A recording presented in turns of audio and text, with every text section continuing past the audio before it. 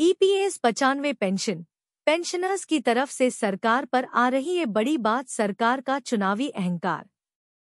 हम बूढ़े जरूर हैं मगर मरे हुए मुर्दा नहीं। Suchna ji news Chhattisgarh. EPS 95 pension EPS 95 pension का मामला शांत होने वाला नहीं है।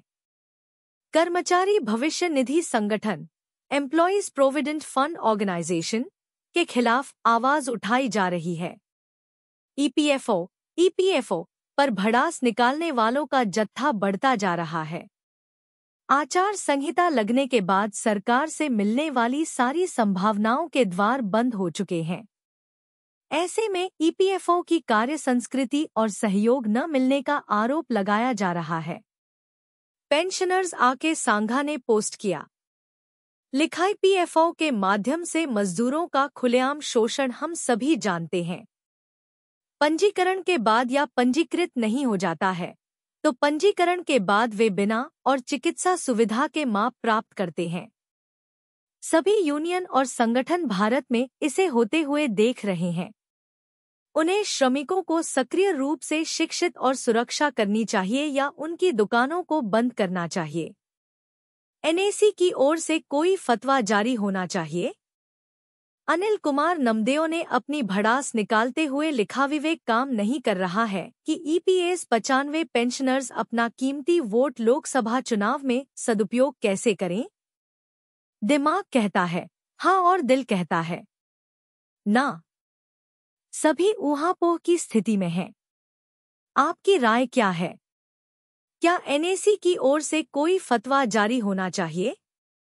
जो पेंशनर्स का काम करेगा वही देश पर राज करेगा। सोशल मीडिया पर सक्रिय रहने वाले पेंशनर्स इंद्रनाथ ठाकुर ने लिखा, जो पेंशनर्स का काम करेगा वही देश पर राज करेगा। जो उनका हक मारेगा उसका हाल चुनाव बताएगा। सरकार का चुनावी अहंकार। हम बूढ़े जरूर हैं मगर मरे हुए मुर्दा नहीं। सरकार भलीभांति जानती है कि एनएसी पूरे भारत के हर राज्य के हर जिले में एपॉलिटिकल बुजुर्गों का संगठन है। हम किसी दल के पीछे घूमने वाले लोगों की जमात नहीं है। हम करुणा और शांति, प्रेम और भाईचारे के साथ जीना पसंद करते हैं। हद की भी कोई हद होती होगी। 2013 में बीजेपी ने हमारे संगठन से वादा किया था कि जब वह सत्ता में आएगी तो ईपीएस 95 के पेंशनर्स के साथ न्याय करेगी।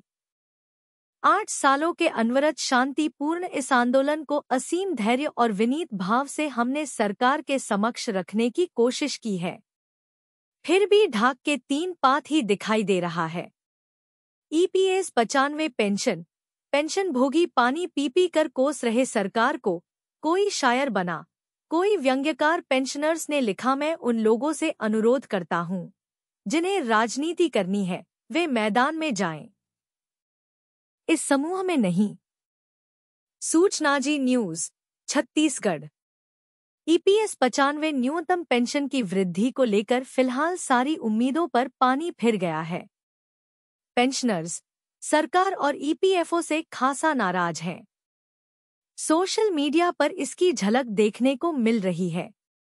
नाराजगी इतनी है कि कोई शायर बन गया तो कोई व्यंग्यकार। मंत्री और ईपीएफओ पर जमकर कटाक्ष किया जा रहा है। कोई चुनाव बहिष्कार तो कोई खिलाफ में वोट करने का दम भर रहा है। अब की बार पूरा साफ करने का नारा तक दिया जा रहा है। पेंशनर्स नितिन भागवत ने पेंशन भोगियों के फेसबुक पेज पर लिखा, बाय बाय धरना प्रदर्शन, आंदोलन और भूख हड़ताल। 3 महीने के लिए आचार संहिता लागू हो चुकी है। फिर मिलते हैं जुलाई में नई ऊर्जा के साथ। हम मरते दम तक कमांडर राउत कंपनी के साथ थे हैं और रहेंगे। इसके अलावा कोई चारा नहीं। पेंशनर्स अशरफी मंडल ने यह सलाह दी, यह जानते हुए कि हमारा संगठन एक गैर राजनीतिक संगठन है। कई लोग इस समूह में लगातार राजनीतिक विचारधारा के बारे में लिख रहे हैं। यह अनजाने में है। मैं उन लोगों से अनुरोध करता हूं जिन्हें राजनीति करनी है वे मैदान में जाएं। इस समूह में नहीं। कई बड़े राजनीतिक संगठन हैं। कौन सा संगठन हम जैसे पेंशन भोगियों के लिए सड़कों पर विरोध प्रदर्शन कर रहा है? हमें अपनी मांगें मनवाने के लिए और आंदोलन करना होगा। मैं अपने केंद्रीय नेताओं को उनके अमानवीय परिश्रम के लिए धन्यवाद देकर उनका अपमान नहीं करना चाहता। बस इतना कहना चाहता हूं कि आगे बढ़ते रहो, हम तुम्हारे साथ हैं। अब की बार पूरे साफ। पेंशनर्स शशि नायर ने लिखा, अब की बार पूरे साफ। ईपीएस 95 पेंशनर्स जिंदाबाद। वहीं प्रशांत मुखर्जी का पोस्ट भी काफी नाराजगी से भरा था। आचार संहिता लगने से पहले किए गए पोस्ट में लिखा था, pension hike not decided by Modi government before 2024 general election, then boycott giving votes to BJP by SR citizens. EPS 95 pensioners. Swadesh Das Gupta तो बन गए शायर। कोई हमदम ना रहा, कोई सहारा ना रहा। हम किसी के ना रहिया, कोई हमारा ना रहा। कोई गालात फहामी में ना रहे, अब इस सरकार पर कोई भरोसा नहीं। EPS 95 higher pension. जिस सीपीएफ ट्रस्ट को ईपीएफओ बताता रहा सही, पेंशन की बारी आई तो बता रहा गलत। फॉर्म किया कैंसिल। ईपीएफओ हर साल सीपीएफ ट्रस्ट के खाते रिकॉर्ड की करता है जांच, लेता है शुल्क। पेंशन फॉर्म कैंसिल करने का दाव पड़ा उल्टा। एलएम सिद्दीकी ने कहा, ट्रस्ट रूल्स का हवाला देकर सदस्यों को उच्च पेंशन से वंचित करने का प्रयत्न महज एक साजिश। सूचनाजी न्यूज छत्तीसगढ़। कर्मचारी भविष्य निधि संगठन एम्प्लॉयज प्रोविडेंट फंड ऑर्गेनाइजेशन बुरी तरह से फंसता दिख रहा है। ईपीएस 95 हायर पेंशन को लेकर ईपीएफओ का घेर लिया गया है। पेंशनर्स ने तर्क के साथ ऐसी बात बोल दी है कि कानूनी नजर से ईपीएफओ का बचना नामुमकिन दिख रहा है। सेल के भिलाई स्टील प्लांट समेत कई प्लांट के कार्मिकों का ज्वाइंट ऑप्शन फॉर्म निरस्त करने का मामला सामने आ चुका है। डिमांड लेटर को वापस लेने और जमा चेक को वापस करने से हड़कंप मचा हुआ है। पूरी जिम्मेदारी और आरोप सेल के सीपीएफ ट्रस्ट पर लगते रहे। अब ईपीएफओ ही फंसता दिख रहा है। ईपीएस 95 पेंशनर्स राष्ट्रीय संघर्ष समिति छत्तीसगढ़ के अध्यक्ष एलएम सिद्दीकी ने सूचनाजी.com को बताया कि एक गैरकानूनी परिपत्र 31 मई 2017 के द्वारा एग्जेम्प्टेड एस्टैब्लिशमेंट्स में कार्यरत अथवा रिटायर्ड एम्प्लॉइज को इस लाभ से वंचित कर दिया गया था। कर्मचारी भविष्य निधि संगठन के जांच अधिकारी पर सवाल। एग्जेम्प्टेड अनएग्जेम्प्टेड एस्टैब्लिशमेंट्स पर ईपीएफओ घेरते हुए एलएम सिद्दीकी ने गंभीर आरोप लगाए हैं। उनका कहना है कि एग्जेम्प्टेड एस्टैब्लिशमेंट्स के सभी खातों और रिकॉर्ड्स की जांच समय समय पर कर्मचारी भविष्य निधि संगठन के जांच अधिकारी द्वारा किया जाता है और इसका प्रशासनिक शुल्क भी वास्तविक वेतन के आधार पर एम्प्लॉयर से कर्मचारी भविष्य निधि संगठन द्वारा वसूला जाता है। आपत्ति क्यों नहीं की? अगर नियोक्ता द्वारा सीमित वेतन से अधिक वेतन हो जाने पर भी पेंशन फंड में वर्षों से लगातार अंशदान किया गया तो उस समय उन्होंने आपत्ति क्यों नहीं की? जाहिर है कि इसे कभी भी भविष्य निधि संगठन द्वारा आपत्ति योग्य समझा ही नहीं गया और बाद में सुप्रीम कोर्ट का निर्णय भी 4 नवंबर 2022 को आ गया। वास्तविक वेतन पर पीएफ फंड के लिए अंशदान किया गया।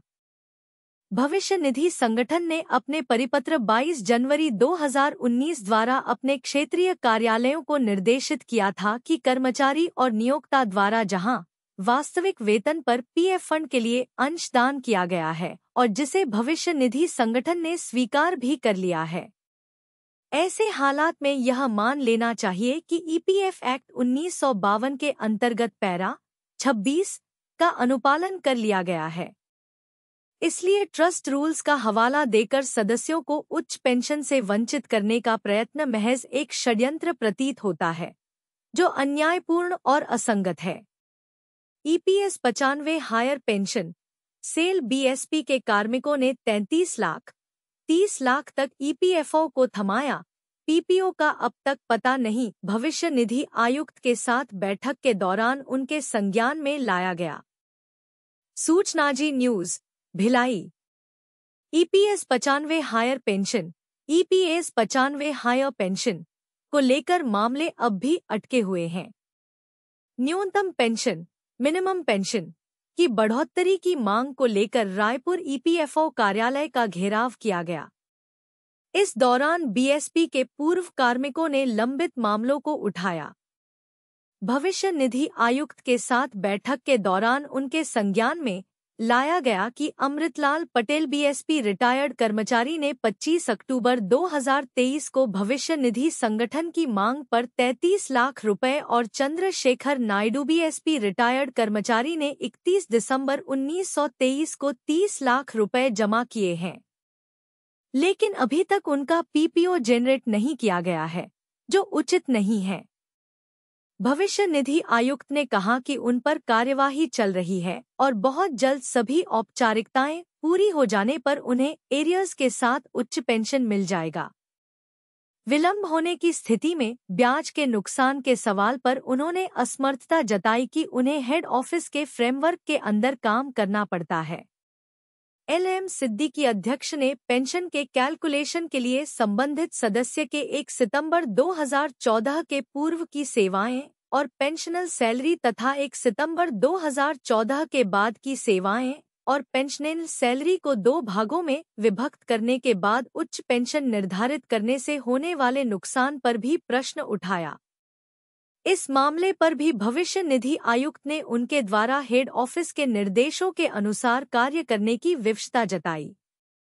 अभिषेक कुमार ने चर्चा के दौरान बताया कि उनके कार्यालय में 17,000 आवेदन उच्च पेंशन के लिए प्राप्त हुए हैं, जिनमें से 1,220 सदस्यों को डिमांड लेटर जारी किए गए हैं। अब तक लगभग 500 ने राशि जमा की है। आवेदनों के धीमी गति के निराकरण पर अध्यक्ष एलएम सिद्दीकी ने गंभीर चिंता जाहिर की और त्वरित गति से उच्च पेंशन के प्रकरणों को निपटाने के लिए आग्रह किया। एलएम सिद्दीकी ने शीघ्र मांगों का निराकरण नहीं होने पर चुनाव बहिष्कार की भी संभावना जताई।